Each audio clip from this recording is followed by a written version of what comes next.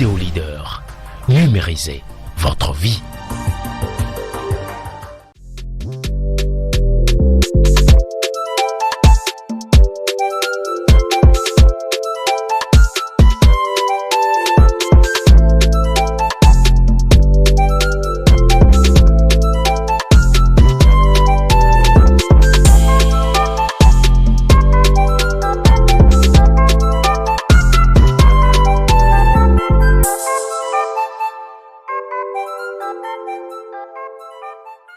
Bonjour mes semblables. Aujourd'hui, nous allons faire une incursion dans la vie de couple. Le cycle de vie de la vie de couple. Lorsqu'on est candidat au mariage, c'est important de maîtriser les différentes étapes de la vie de couple pour ne pas être surpris. Vous savez, quand l'homme naît, étant bébé, il reste couché. Après, on commence par le faire asseoir. Après, l'enfant commence par aller à quatre pattes. Après, l'enfant commence par aller à deux pieds. Et jusqu'à un âge donné, on revient à trois pieds. Et c'est la tombe. C'est comme le cycle de vie de l'homme. La relation amoureuse est vécue en trois étapes fondamentales qu'il faut connaître. Et chaque étape avec sa crise. La première étape, c'est ce qu'on appelle la fusion. 1 plus 1 égale à 1. À cette étape, les deux conjoints s'effacent au détriment d'une seule personne. Tout pour l'autre. L'autre, soit la femme ou l'homme, a envie de satisfaire l'autre. On ne voit pas ses défauts. On se donne entièrement.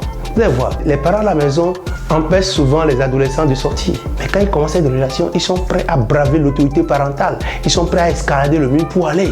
La fusion, l'amour, la passion. On est prêt. Si on ne voit pas l'autre, on n'est pas content. On dit, oh, tu es ma moitié, je vis pour toi, tu es tout pour moi. Sans toi, je ne peux pas vivre. Si tu me laisses, je vais me suicider. On va avoir des parents qu'on prononce à cette étape-là. L'amour est parfait. L'amour est parfait. On ne voit pas le défaut de l'autre. Même si quelqu'un te dit telle personne fait telle chose là, la personne devient notre ennemi. Parce que oui, c'est la passion. C'est la passion. On ne voit que l'autre. C'est l'autre tout pour lui. Cette étape, avec le temps, souvent les couples, ça dure environ 2 ans, 3 ans, mais ça varie d'un couple à un autre. Il y a d'autres, ça peut durer un mois, ça dépend. Et cette étape est terminée par une crise, qu'on appelle crise de désidéalisation, parce qu'on avait idéalisé. J'avais envie d'épouser quelqu'un qui est clair. J'ai trouvé un homme qui est clair, je ne vois pas ses défauts. On ne voit que l'autre, on nie même ses défauts. Si quelqu'un vous dit que l'autre fait quelque chose, on dit non, c'est faux.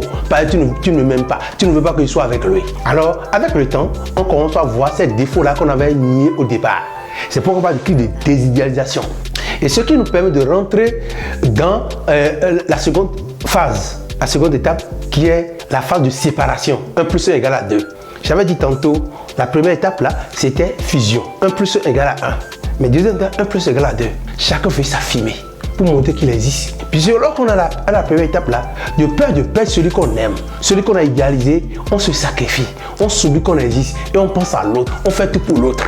Mais lorsque nous revenons à la deuxième étape là, chacun veut s'affirmer, j'existe. L'autre dit j'existe. C'est pourquoi on voit 2 personnes ensemble. Et là, vous allez voir, on dit, les conjoints ont dit, je ne savais pas que tu étais comme ça. Tu es un tombeau blanchi. Si je savais, je ne serais jamais avec toi. On commence pas à regretter certaines choses. Et on dit que tu as changé, alors que personne n'a changé. En réalité, c'est l'amour à l'étape qui fait qu'on ne voit pas les défauts de l'autre. On croit qu'il est c'est parce qu'on entend souvent, on voulait la voir, on voulait la serrer, on voulait le serrer, si bien qu'on ne voit pas les défauts. Mais le temps aidant, on commence par se retirer de ce... c'est comme si c'est quelque chose qui nous a voilé. Et maintenant, quand on enlève cette voile, on voit la personne réellement. La personne n'a pas changé. C'est parce que toi, tu ne voyais pas bien. Tu l'as tellement idéalisé qu'il ne voit plus les défauts. Et cette séparation, cette étape-là, finit par une crise d'habitude. Puisque chacun se reconnaît, chacun commence par observer l'autre. Et on sait qu'est-ce qu'il porte tel jour, comment il dort, qu'est-ce qu'il fait, qu'est-ce qu'il mange. On commence à savoir ça. Parce qu'on s'affirme et on cherche à découvrir l'autre. Ce qui fait ça avec le temps, on connaît ses habitudes. On tombe dans une crise d'habitude. Beaucoup de couples se séparent à cette étape-là. C'est une étape cruciale dans la vie de couple. C'est là où il y a des problèmes, des malcompréhensions. Tu dis A, l'autre va dire B. Il y a beaucoup de malcompréhensions. Lorsqu'on vient à cette étape-là, il faut se donner de l'air. Souvenez que au début, chacun de vous a des amis avant de venir en couple. Mais quand on est à la phase de fusion, qu'est-ce qu'on fait? On sacrifiait tous ces amis-là et on se donnait à l'autre. On veut passer le temps avec lui. Maintenant, lorsqu'on vient à la seconde étape, chacun veut se retrouver, veut recontacter avec les autres amis. Il ne faut pas empêcher l'autre de sortir. Il faut donner de l'air et de communication. vous devez communiquer, vous devez changer pour exprimer vos besoins, ce que vous aimez, ce que vous voulez. Donc ces crises d'habitude vous permettent réellement de vous repositionner. Si vous arrivez à sortir, à vous en sortir. C'est à cette étape qu'on peut se faire accompagner par des coachs pour changer de vie. Parce qu'on ne s'entend plus. C'est tout comme si tout le monde est devenu différent.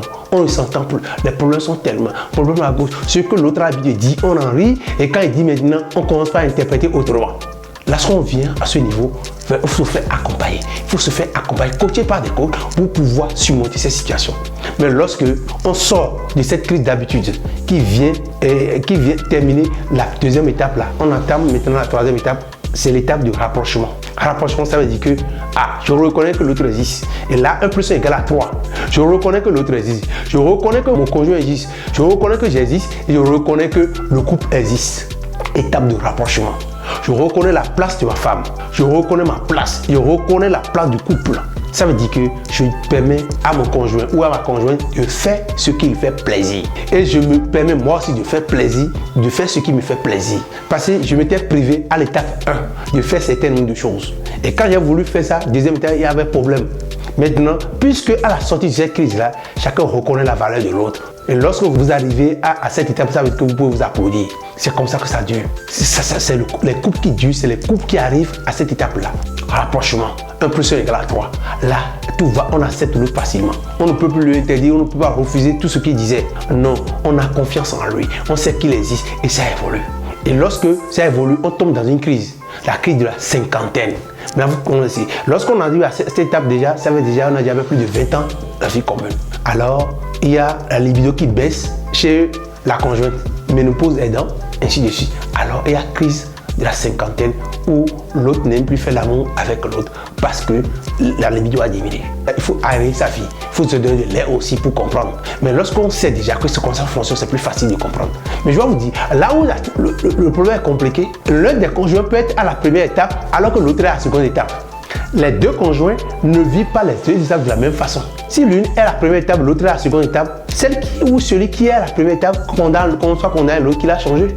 Et quand nous venons maintenant à la seconde étape, l'autre peut être déjà à la troisième étape, concéder certaines choses à l'autre, mais l'autre est toujours deuxième étape et continue d'attaquer. Lorsqu'on sait comment ça fonctionne, lorsqu'on maîtrise les crises, quand ça arrive, on en rit et on cherche des solutions. Et lorsque on a des difficultés, on ne peut pas trouver des solutions, il faut se rapprocher de ceux qui s'y connaissent pour vous aider à vous en sortir, à vivre heureux. La vie à deux, c'est une bonne chose. C'est la même chose qui peut nous arriver. Parce qu'à deux, on est plus fort. À plusieurs, on est plus fort. Mais lorsqu'on ne sait pas, lorsqu'on n'a pas la connaissance qu'il faut pouvoir conduire cette vie à deux jusqu'à terme, on en souffre. On en souffre. Sinon, on vient en couple heureux. On ne vient pas en mariage, on ne vient pas dans le couple pour en souffrir. Si vous souffrez, c'est parce qu'il y a des choses que vous ne connaissez pas. Si vous souffrez, c'est parce qu'il y a ignorance à votre niveau. Alors, rapprochez-vous des gens qui peuvent vous aider à vivre heureux. Coach Anthony Daglo, je vous aime. Je vous veux heureux et meilleur. À bientôt.